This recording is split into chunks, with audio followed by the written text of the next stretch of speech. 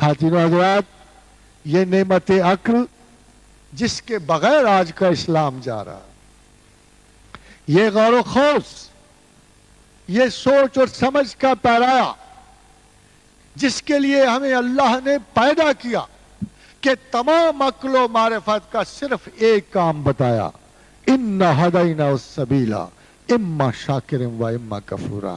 यही चॉइस दिया, इसके अलावा कोई चॉइस नहीं।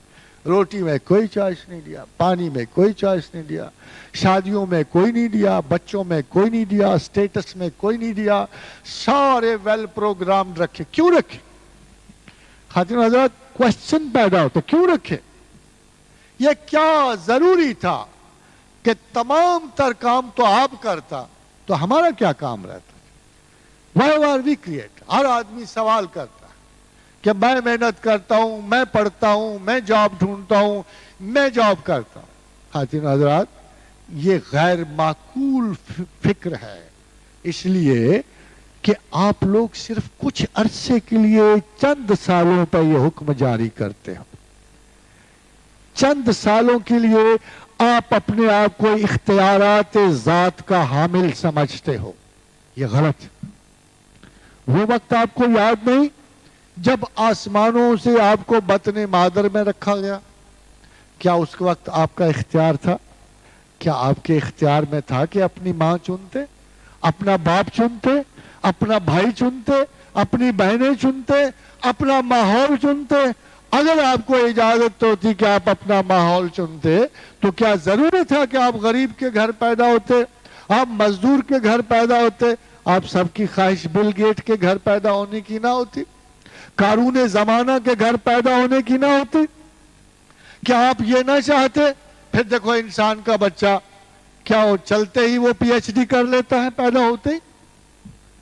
क्या वो उठते ही इस काबिल हो जाता है कि कारोबार हयात निपटाए? ऐसा तो कभी भी नहीं हुआ। उसकी तो पैदाइश से लेकर 15-18 साल तक, आज भी आप देख लिए इस जदीद तरीन जमाने में जब अक्ल मारिफत इतनी आगे बढ़ गई है, अब भी सबसे बड़ा मसला जो है 15 से 18 और 20 सालों तक अपने बच्चों के तालीमात के तयन का, कि कैसे उनको तालीम दी जाए।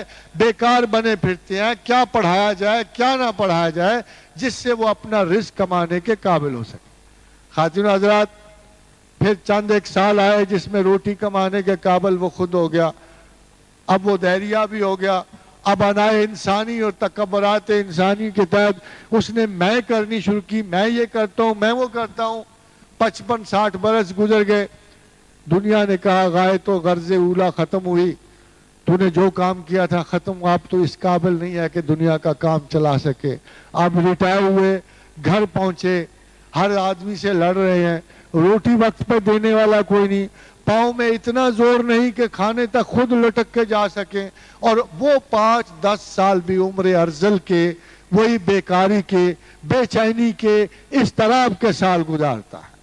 अब मुझे बताइए, जिस इंसान के दोनों एंड्स जो हैं, दोनों एंड्स जबरी हों, वो कितनी कदर रखता है?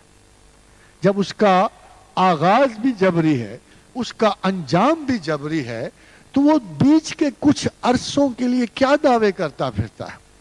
इसलिए हकीकत ये है। और अब इससे आगे बढ़िए, ये तो एक इनबिल्ट आर्गुमेंट है। आगे जाइए जरा, आपके अलावा कितनी मखलूकात जमीन पे बसती हैं? कोई इंसान है जो दावा करे कि इन मखलूकात का रब मैं हूं?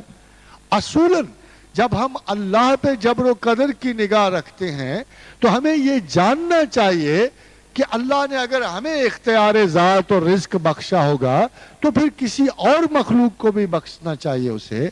मगर कोई और मखलूक भी ज़खायर करती है खुराक, सारे बेचारे, वो चीमटी हो या परिंदा हो।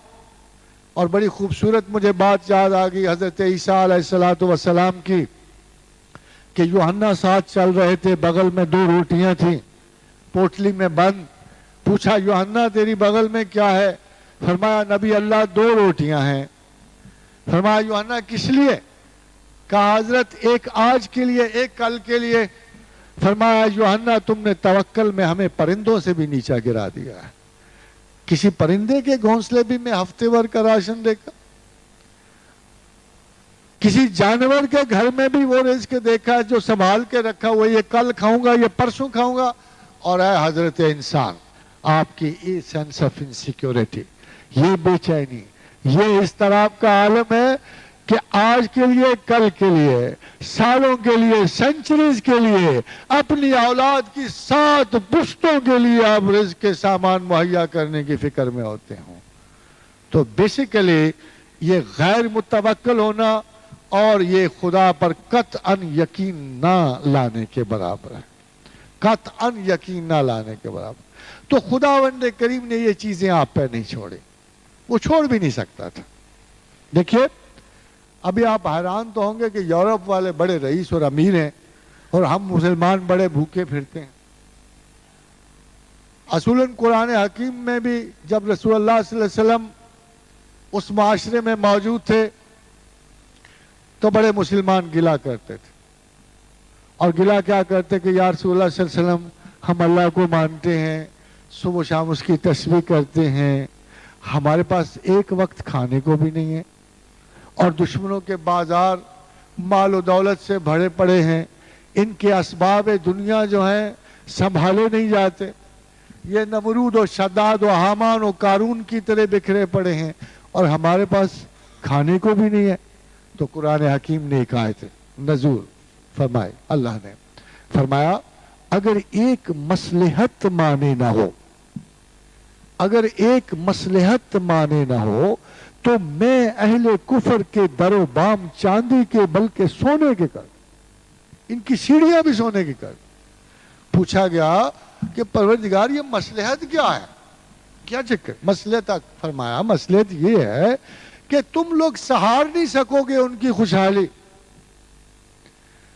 تم پھر لندن، نیو یارک اور پیرس کو ہی دنیا سمجھو گے اور جنت سمجھو گے.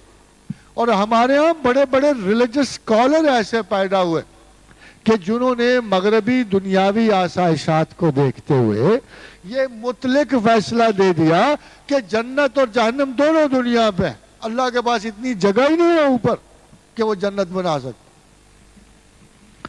اسی طرح جب ملائکہ کا ذکر ہوا، جنات کا ذکر ہوا، تو بہت سارے ایسے بھی اسکالر پیدا ہوئے، ان کو خیال آیا بھلا آدمی کے علاوہ بھی اللہ کوئی شے بنا سکتا؟ قطعاً نہیں بنا سکتا.